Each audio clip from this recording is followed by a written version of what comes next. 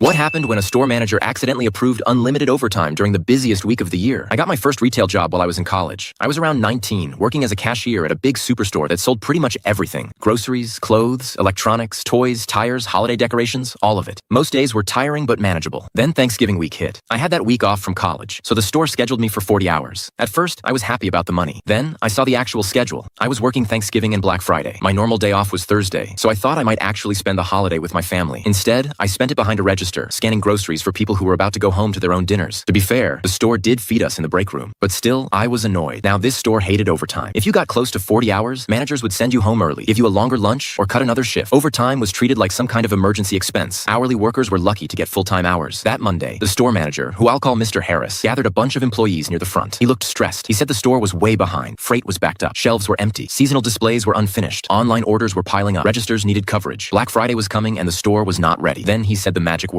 Overtime was approved across all departments. His exact meaning was probably, pick up an extra shift if you can. But his actual message was closer to, if an employee wants to work, let them work. And broke retail workers hear money very clearly. By the next day, everyone knew. Cashiers, stockers, overnight crew, electronics, customer service. Everyone started asking for more hours. I asked my front-end manager, Brian, if I could stay after my shift. He looked at me like he already knew what I was doing. I said, Mr. Harris said if an employee wants to work, let them work. Brian sighed and approved it. That became my whole week. I worked doubles almost every day. I would come in for a morning shift, take lunch, keep working, take another break, and stay into the night. One day I worked so long, Brian had to send me on a third lunch because the system basically needed proof that I was still alive. And I was not the only one. People came in on their days off. Overnight workers were still there in the morning, pushing carts around like exhausted ghosts. One guy spent so much time at the store that we joked he was going to start receiving mail there. Everyone was tired. Nobody wanted to leave. For once, the company needed us more than it wanted to protect payroll. The funny thing was, the work really did need to be done. Even with all that overtime, we barely kept up. Shelves emptied as soon as they were stocked. Registers stayed full. Holiday displays got destroyed by customers over and over. Black Friday was chaos. Long lines.